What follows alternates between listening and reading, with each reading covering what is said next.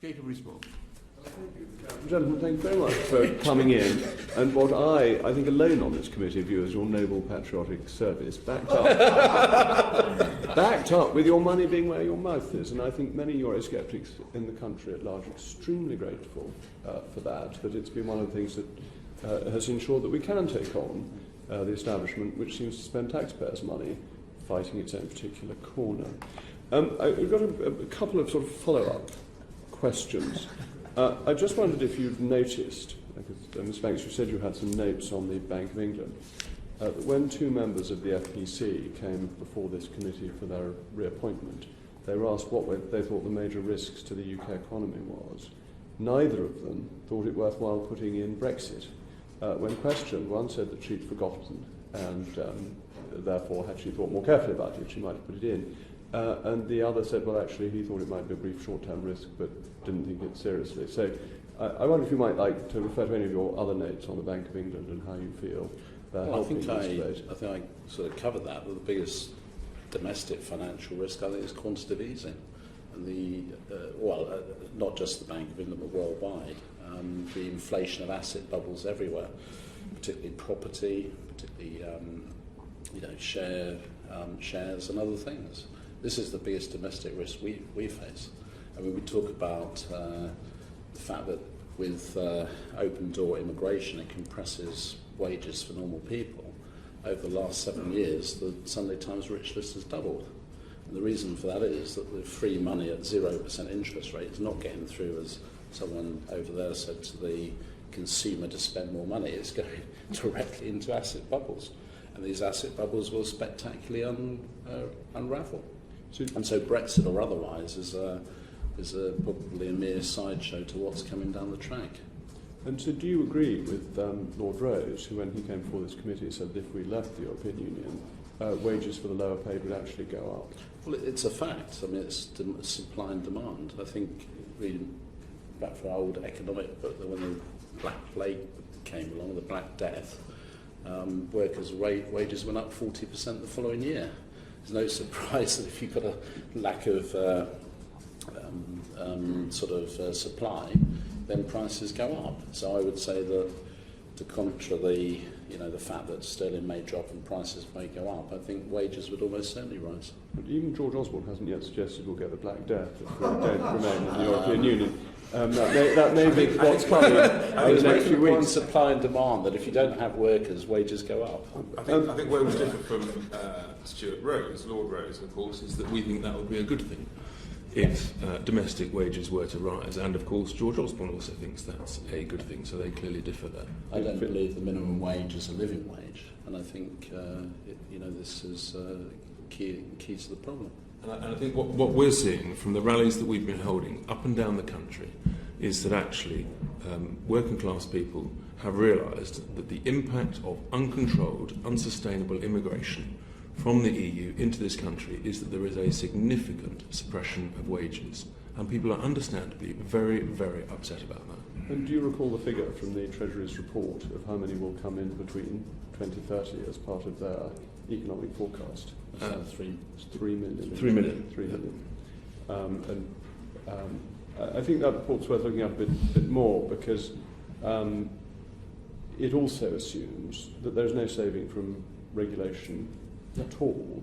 Do either of you think that is realistic? Well, I think, as I answered to you, I think there is a saving. I think it's probably overblown at 33 billion. It's somewhere between the two. It also assumes, as one of the major costs, that we would apply unilateral tariffs at the same level as the common external tariff to EU products coming into the UK. Could that possibly be reasonable? Is anybody in the Leave campaign suggesting that we do that? I mean, let's be honest, it was a work of fiction designed to achieve a particular aim to suit George Osborne's requirements. No credible economist has looked at it, as far as I'm aware, and said that actually it's a work of art. Do you recall what the Chancellor said on the 17th of May 2010 when he set up the Office for Budget Responsibility? I'm assuming you can. I can, yes. He said, again and again, the temptation to fiddle the figures, to nudge up a growth forecast here or reduce a borrowing number there, to make the numbers add up, has proved too great. And that is a significant part of the reason for our current problems. I believe the public should be able to trust official forecasts for the economy. I want independent forecasts to become the norm. Why do you think he's gone back to Treasury forecasts? I certainly don't trust anyone that's doubled the national debt in 6 years. That would be my starting position. Outrageously true. I wonder if I... True? Have I missed something? That's not. You say it's not true? It's true. Half the deficit. The deficit. I didn't say that. I said double the national debt. Because you know how it works. I think exactly how it works. I think that's slightly wandering away from this particular argument. Oh dear. But you also touched briefly on interest rates, and again I'm going to ask you to recall things from your memory. The exchange rate mechanism, European activity, put interest rates up to 15%. So the only time when our involvement with the EU has had an effect on interest rates, it's been to put them up to a level that bankrupted thousands of businesses and put hundreds of thousands of people out of their homes. Is that a fair? Yeah. Thank you. So can I now come on to how we might leave and what Leave.EU's view is? Because there's been some speculation about a second referendum. Indeed, most EU countries, when they don't vote the way the establishment want, it gets told that they've got to vote again. Do you think that is a realistic possibility? Even if you don't want it, do you think that there is a chance that we may be forced to vote again? I think everyone seems to be viewing this as an event, which I think it isn't. It's a process. Where I differ with both Leave and some of the senior Conservative politicians is I think we should invoke Article 50 almost straight away. And we go into negotiations for 2 years over the outcome. And I think it's as straightforward as that. John Cunliffe, who appeared before this committee, who was UPREP, said that what he thought should be done was we should spend a limited amount of time preparing the way to exercise Article 50, to see the lie of the land, allow tempers to cool a bit. You broadly in agreement? Yes, with I that? mean, when I say immediate, I don't mean yeah. but within but within a sort of, but by Christmas. Yeah. That sort of thing. I think if the British public have voted out, they don't want the equivocation of the politicians then starting to reframe it.